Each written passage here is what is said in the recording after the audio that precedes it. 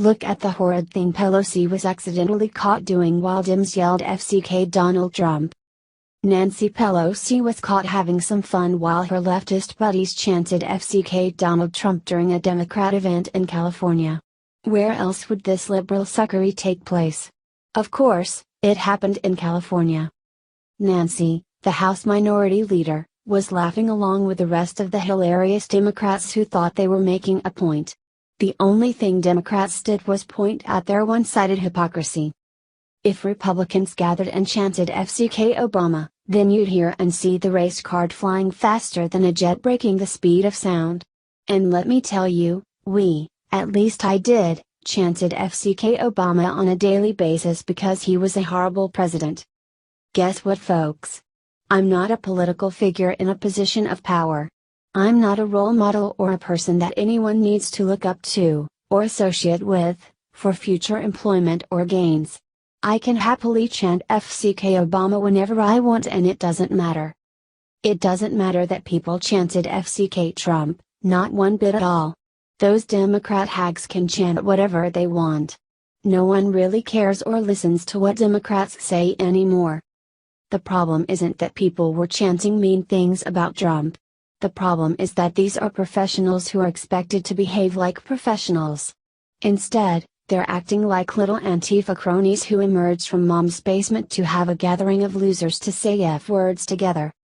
If a popular rapper chanted this, then sure, it makes sense. It doesn't make sense when people in business suits who are elected to run our country act like 12-year-olds in a schoolyard at recess. While it may have been a fun moment, it also made them look more desperate and irrelevant than ever. Should these folks lose their job for chanting mean things about President Trump? No way. That's something a liberal would do. A liberal would beg for them to be fired because they're offended. Should people be offended by it? No. If you are, then you're a liberal. Should Trump care? Why would he? Every president has haters. You're no one if at least a handful of liberals don't hate you.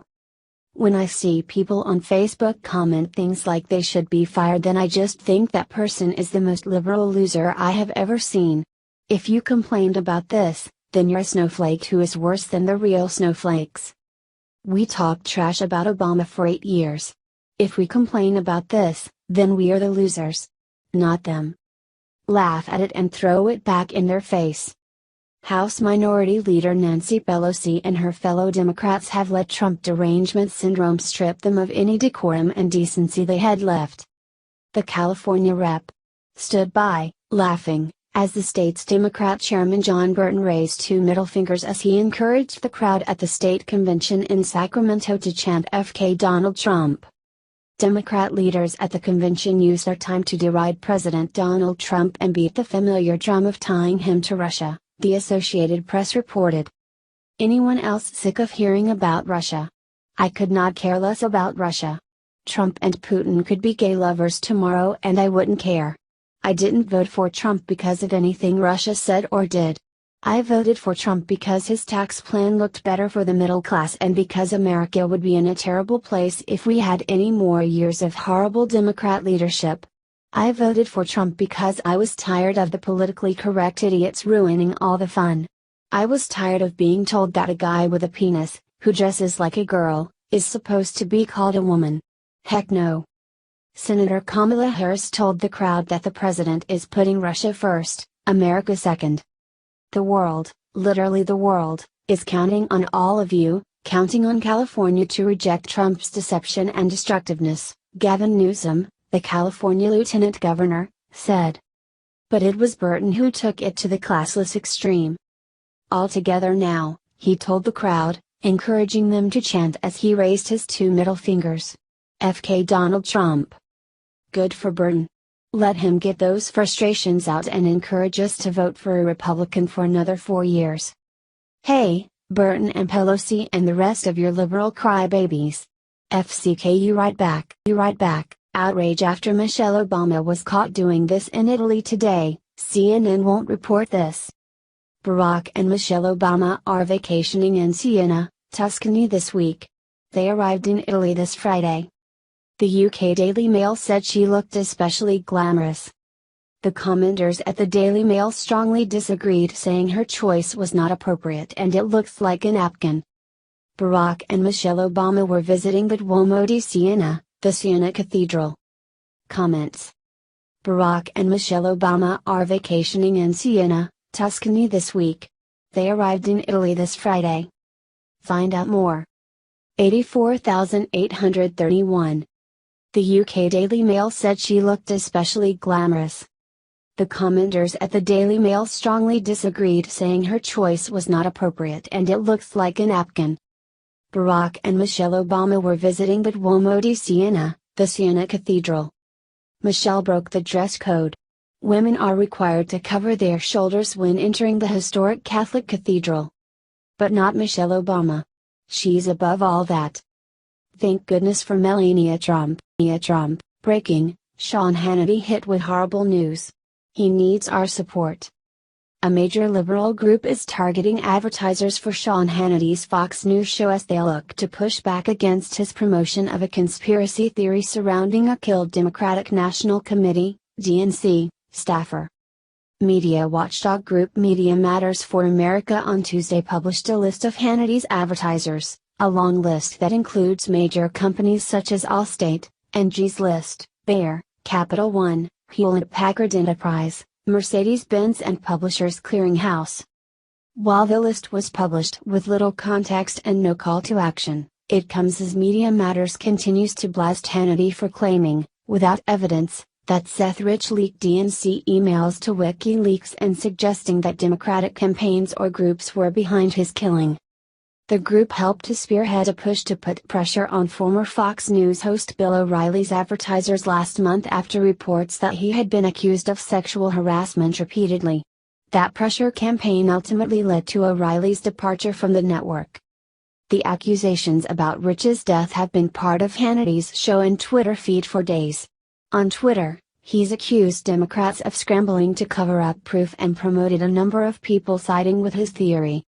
Hannity has drawn more recent scrutiny for promoting Kim.com, a disgraced internet entrepreneur in New Zealand facing extradition to the US on a slew of financial charges. .com claims he can prove Rich's ties to WikiLeaks. Critics have bristled at Hannity's decision to double down on the theory without any hard evidence, and Rich's brother asked Fox to cancel the interview in a letter obtained by CNN. Nobody wants to solve Seth's murder more than we do. However, providing a platform to spread potentially false, damaging information will cause us additional pain, suffering and sorrow, Aaron Rich wrote. The conspiracy theory has swirled on the right for months, but a recent story by a Washington Fox affiliate fanned the flames, claiming an investigator hired by the family found evidence connecting Rich to WikiLeaks. The story was immediately debunked. The investigator recanted his comments. Various media outlets have raised questions about its assertions and Fox News' national website retracted its coverage of the story, saying it was not initially subjected to the high degree of editorial scrutiny we require. One day after walked out on Pence's speech, these Notre Dame snowflakes gets devastating news. If you watched the video of the college graduates from Notre Dame walk away from Mike Pence during his graduation speech, you were likely as disgusted as we were. Luckily, they are going to pay for their childish behavior. Let's guess, they hate Trump because of Russia, right? Their argument is invalid, and they just need to stop while they're ahead. All they are going to do is look foolish. Prather brought up a wide range of excellent points. The reason everyone needs to remember their faces is because they are going to be the ones coming to look for a job soon. Prather urges when they do come job hunting, do not hire them. If you are their boss, you are going to have to eventually tell them things that upset them. We can see clear as day how they deal with disappointment. If they can't handle sitting through their graduation, how are they going to survive in the workforce? The snowflakes are going to walk away as soon as the going gets tough. You don't need people like that working in your company. You should always seek to hire individuals who are going to get the job done, regardless of any roadblocks that come up or how long it takes.